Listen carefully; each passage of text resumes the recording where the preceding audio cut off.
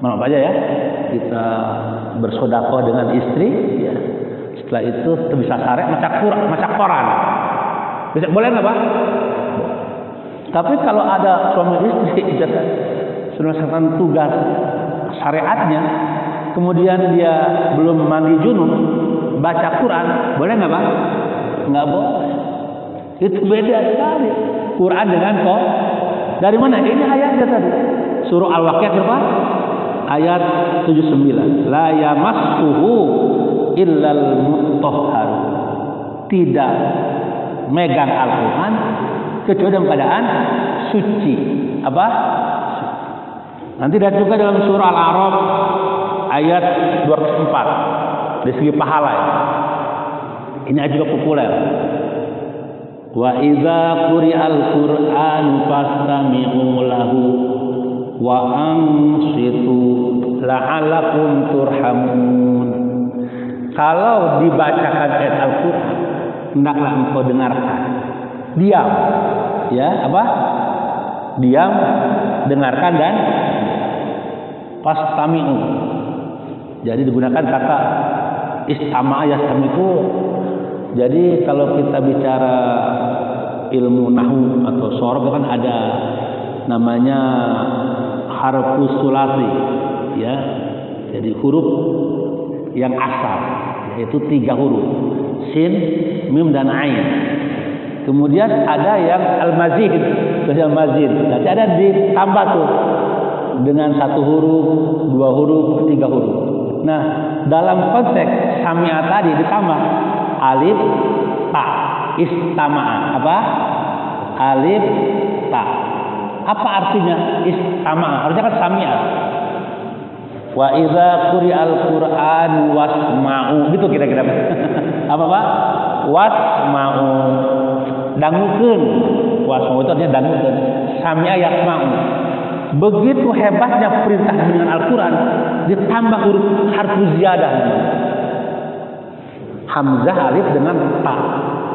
Fastami'u. Apa? Fastami'u. Istama'a yastami'u. Enggak usah Bapak-bapak pikirin apa itu harfu ziyadah, enggak usah. Yang penting itu sedikit aja menjelaskan kenapa di situ kata istami'u. Kok enggak wasma'u? Ya kan? Itu artinya bahwa mendengarkan Al-Qur'an betul-betul. Tidak boleh asal-asalan. Istama, dengarkanlah dengan baik, dengan sungguh-sungguh, dengan penuh perenungan. Baru wa'angsitu, dan diam. Karena yang ketika suara Allah, firman Allah maksudnya, itu dikumandangkan, semua perkataan itu kecil. Hanya perkataan Allah yang maha besar. Makanya wa'angsitu. Apa artinya wajib itu Pak? Bahasa Sundanya Pak? Cicing. Nah, apa cicing itu Pak? Ngajet dong gitu. Itu gitu. Kalau nggak berarti cicing, ngajet dong gitu. Cicing. Jadi kalau Allah dikumandangkan firman-Nya, diredepkeun dengan sungguh-sungguh. Fastami'u lahu. Wa ansitu. Cicing, dengar dia. Karena sedang berkumandang firman Allah. Manusia kan kecil makhluknya. Masa melebihi firman Allah kan itu kira-kira. Itu Al-A'raf ayat 204. Nah, sekarang beda dengan koran. Kalau ada Bapak baca koran, kalau ada manusia juga baca koran nih, dikencangkan ya. Boleh, enggak didengerin juga. Enggak ada ayatnya. Apabila dibacakan koran Kompas Republika misalkan gitu, atau apapun namanya, maka dengarkanlah dengan baik. Regepkeun. Ada nggak perintah itu? Nggak ada. Masa disamakan koran dengan Quran? Ya, padahal Quran itu kalau kita mendengar aja dapat rahmat. Coba lihat ujungnya. La'alakum turhamun. Kenapa kita harus mendengar firman Allah? Harus diam ketika firman Allah berkumandang. La'alakum turhamun. Agar engkau mendapat rahmat dari Allah Subhanahu wa taala. Kalau koran, majalah tidak ada ketentuannya dapat rahmat ya, dapat pahala tidak. Maka kalau ada orang kembali ke tadi itu yang mengatakan bahwa Quran sama koran sarwa gelo eta jelema samanya. Ya, tidak sama. Kalau ada ya. Saja ada sekarang kan dirame kan? Ya, Quran sama dengan Quran. Sehingga dampaknya kalau sama diinjak pun ya enggak sama. Mau diapain ya sama. Nah, ini Mas sekalian. Atau misalkan contoh yang lain yang menyesatkan jalan Allah selain dari itu adalah mengatakan misalkan menafsirkan ayat serampangan. Enggak bisa juga. Contoh Al-Mujadalah ayat 11. Ini contoh ya. Semua ayat tidak boleh ditafsirkan dengan serampangan. Karena ada faedahnya. Kalau kita buka At-Tibyan fi Ulumil Quran, itu jadi ada atau juga di yang lain lah, itu ada ketentuan untuk menafsirkan Al-Quran itu. Yang pertama tafsir Al-Quran bil Quran. Yang kedua tafsir Quran bil hadis. Yang itu ma'thur namanya. Ya, tafsir yang riwayat ma'thur. Contoh begini. Quran ditafsirkan dengan Quran. Apa contohnya? Qad aflahal mu'minun. Sungguh telah beruntung orang-orang yang beriman. Pertanyaannya, siapa orang beriman yang beruntung itu? Allah tafsirkan sendiri pada ayat berikutnya.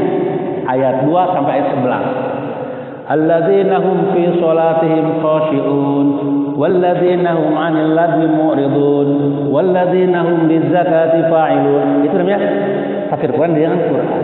Atau yang lain yang sering Bapak bacalah. Ara'aital ladzi yukadzibu biddin. Apa artinya, Pak? Tahukah engkau siapakah orang yang mendustakan agama itu?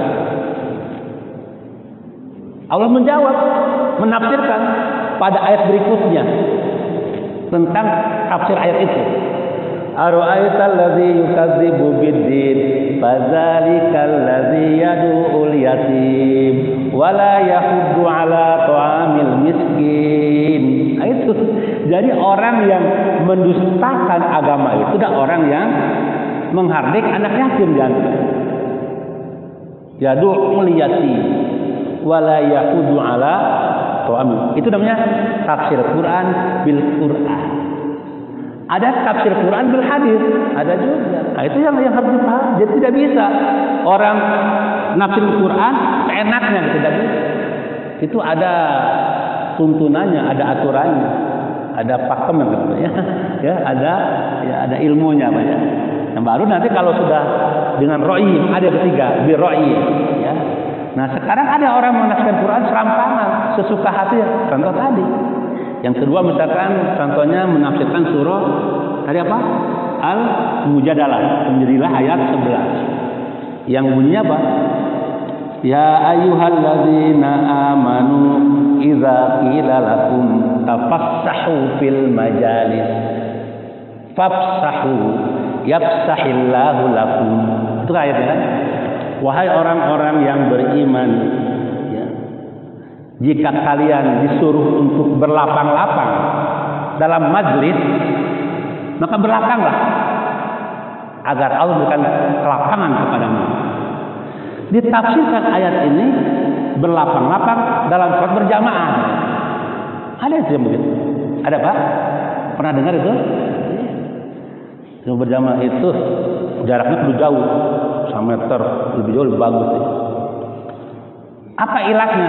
Ini yang semua juga ilatnya. Supaya lamun ngadang jengkol, untuk bau. Masa itu ilatnya? Kan lihat. Bau awak, bau jengkol. Gitu. Nah, ini Bapak sekalian serampangan. Kalau kita baca Al-Quran, itu ada asbabun nuzul. Nanti Pak, dalam ulumul Quran itu banyak itu kan. Nah, nanti kalau tidak membahas baca Quran, menafsirkan seenaknya tanpa ilmu yang mendukungnya, nah itu berbahaya sekali. Contoh tadi itu asbabun nuzul ayat ini Bapak sekalian, itu kaitan dengan majlis ilmu. Ya, Rasulullah dan para sahabat sedang menjaga, tiba-tiba datanglah mungkin Ahlul Badar misalnya, Ahlul Badar untuk ya Assalamualaikum, waalaikumsalam dijawab, tapi nggak dikasih tempat dia. apa? Harus mengatakan, ayo kasih tempat berlapang-lapang dalam majlis gitu kira-kira ya, agar orang yang baru datang dapat dulu. Apalagi yang datang itu ahlul badar, ya, yaitu apa prajurit perang Badar ya, yang perang yang besar juga. Itu kan sehingga waktu itu ya orang-orang ya ada orang munafik itu pada protes kan, ini diskriminatif ya, mentang-mentang ahlul badar suruh kasih tempat kan. Pada perintahnya kalau kita sedang dalam majelis ilmu, kasih orang untuk keluasan dulu, sehingga dia bisa mengikuti majelis dengan baik. Nah ini ditafsirkan oleh orang sekarang itu yang nggak sesuai dengan ketentuan tadi, dengan kalau kita sholat hendaklah pakai jarak. Betul Pak ya? Pakai jarak. Ya kalau pakai jarak boleh, asalkan ada ilatnya. Misalkan apa tadi? Ada penyakit menular. Seperti COVID kemarin kan?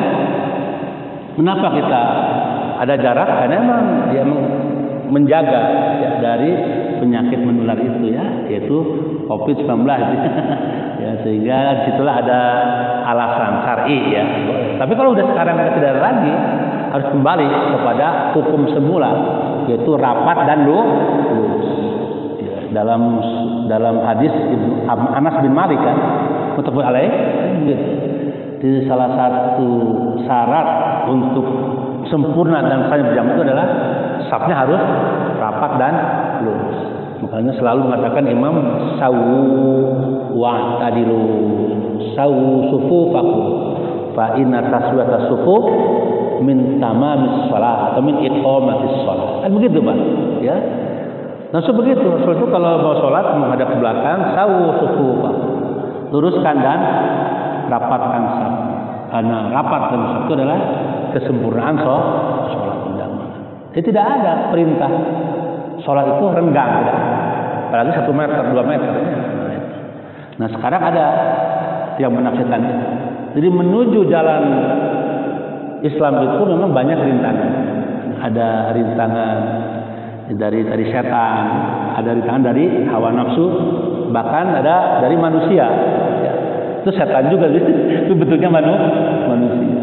Bahkan ada lagi yang menafsirkan khutbah Jumat menang awewe itu nah. Waduh ini. Nanti besok boleh tuh. Mereka nggak ada ya? Desi Ratnasari dipanggil ya. Kalau boleh kan boleh ya, panggil Desi Ratnasari ya. Jadi khotib Jumat kan. Bu Desi itu kan ya. Atau siapa lagi Pak? Ya. Yang Oki ya, Bu Oki ya. Bu Oki yang apa? Jawat itu ya. Yang sering atau Mama Dede lah ya. Boleh nggak Pak? Ya nggak boleh lah. Kalau buka di fikih aja syarat khotib Jumat laki-laki tuh. Coba baca ya fikih ya. Kecuali kalau dibaca aweng-aweng. Ya, apalagi di selang-selang ya stafnya lalaki awewe lalaki awewe. Boleh nggak Pak? Nggak boleh. Ada ketentuannya. Nah ini yang namanya kesesatan dari manusia. Jadi yang membuat sesat itu pertama siapa? Setan. Tadi wa yasuddukum an dzikrillah. Ya, juga Al-Hijr ya.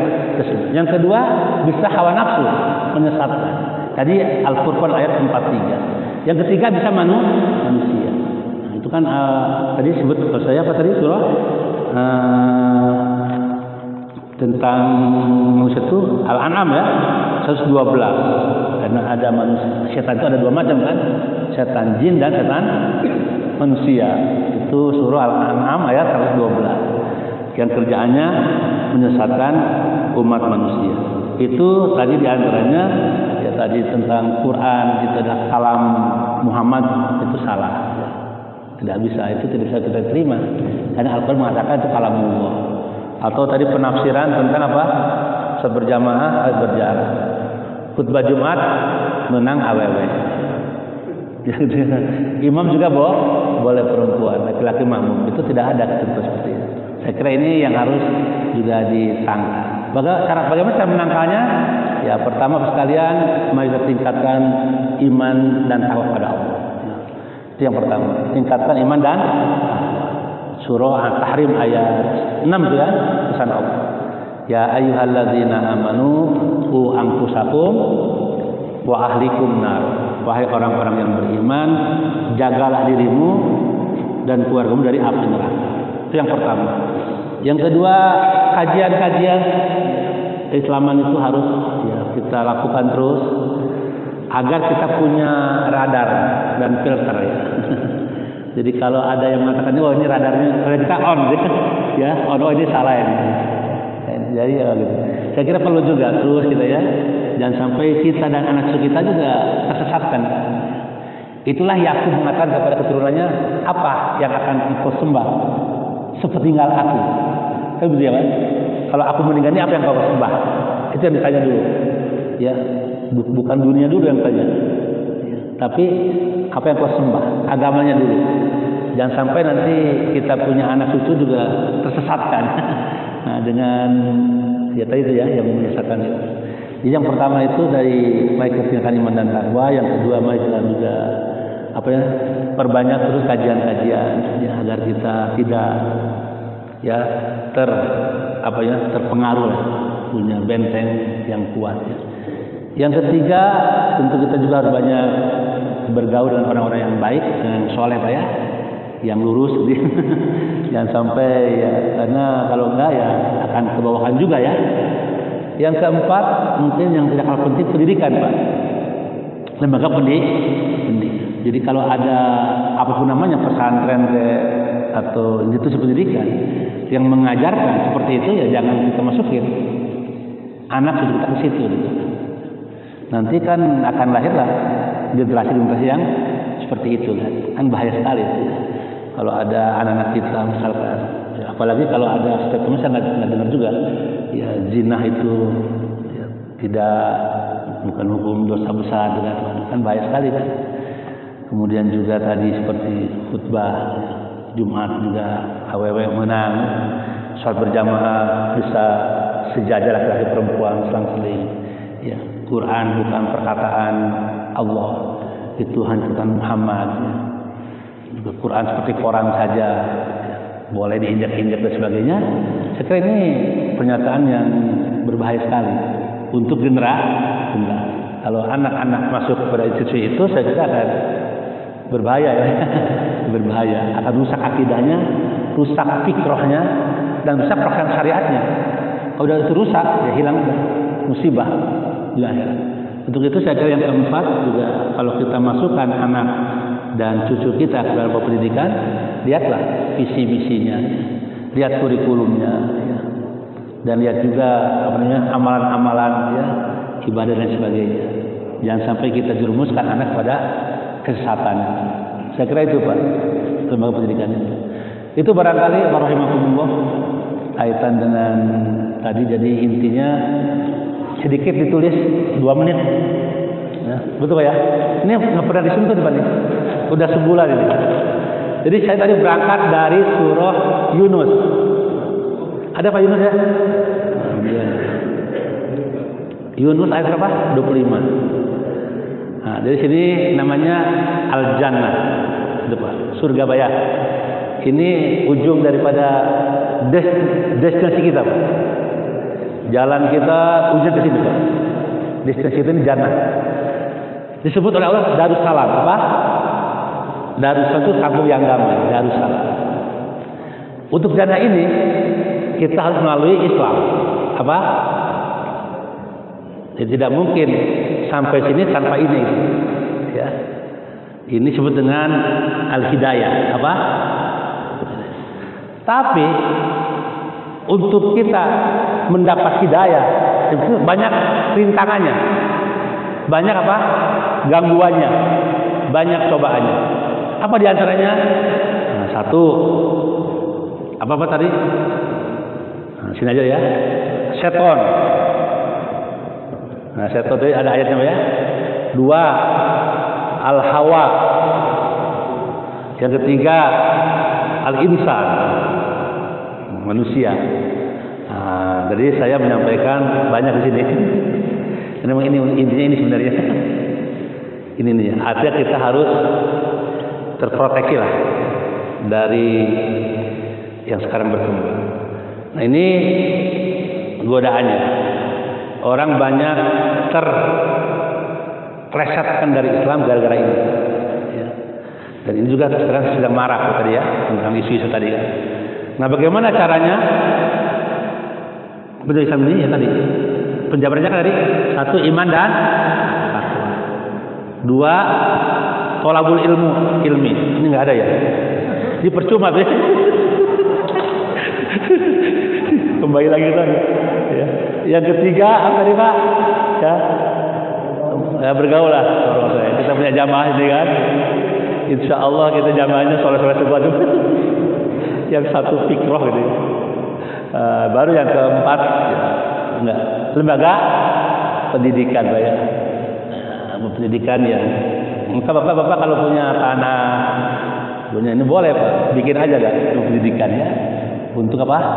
Untuk memperkuat kader-kader umat yang lurus ya, akidahnya benar, al-aqidah as-sahihah, al-aqidah as-salimah, al-ibadah as-sahihah, al-akhlaq al-mahmudah.